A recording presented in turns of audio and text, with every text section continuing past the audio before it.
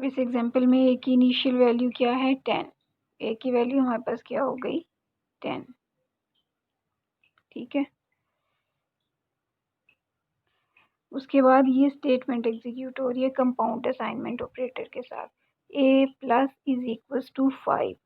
A plus is equals to 5 का मतलब है कि क्या करो, ए की जो वैल्यू है डेट इज 10, उसमें जमा कर दो 5।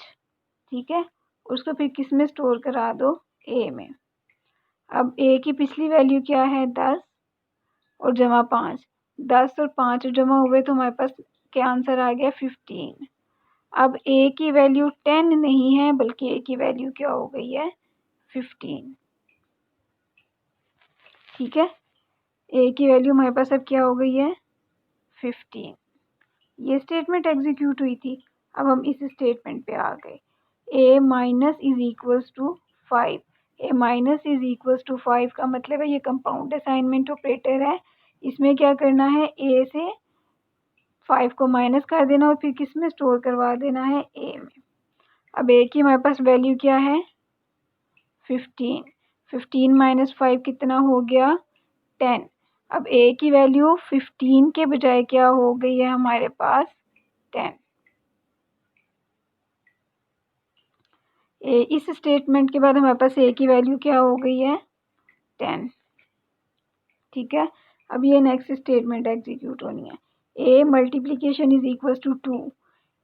क्लियर है, इसका क्या मतलब है, ए की वैल्यू को मल्टीप्लाई कर दो 2 के साथ और स्टोर भी किस में कराओ, ए में। कंपाउंड असाइनमेंट ये ऑपरेटर का यही तो पर्पज़ है कि जिस वेरिएबल के साथ अरिथमेटिक ऑपरेशन परफॉर्म होना है उसी के अंदर वैल्यू को स्टोर करा देना है। अब ए की वैल्यू क्या है 10। 10 और 2 को मल्टीप्लाई किया, आंसर क्या आ गया 20 और ये आंसर किस में स्टोर हो गया, ए की वैल्यू में।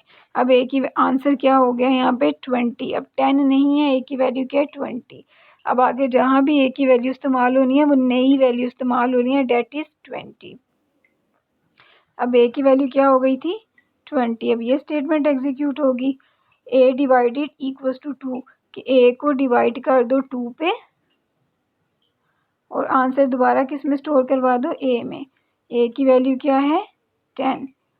20 को 2 पे डिवाइड किया, 2 1s are 1s, 2 10s are 20। अब ए की वैल्यू दोबारा से क्या हो गई है 10। 20 नहीं है, फिर से क्या हो गई है 10। ये बेटा जी कॉन्सेप्ट है इसका, क्योंकि ये हमारे पास एक वेरिएबल है, वेरिएबल की वैल्यू चेंज होती जा रही है। किसकी वजह से चेंज हो रही है, यहाँ पे हम कंपाउंड असाइनमेंट ऑपरेटर इस्तेमाल कर रहे हैं। कंपाउंड असाइनमेंट ऑपरेटर में a plus is equals to 5 का मतलब क्या है, a is equals to a plus 5 कि इसका जो भी आंसर आना है उसको दोबारा से किस में स्टोर करवा दो, ए में। और ए की जो वैल्यू यहाँ पे चेंज हो जाएगी, नेक्स्ट ए जहाँ जहाँ पे इस्तेमाल होगा वहाँ पे नई ए की वैल्यू इस्तेमाल होती जाएगी, डेट इज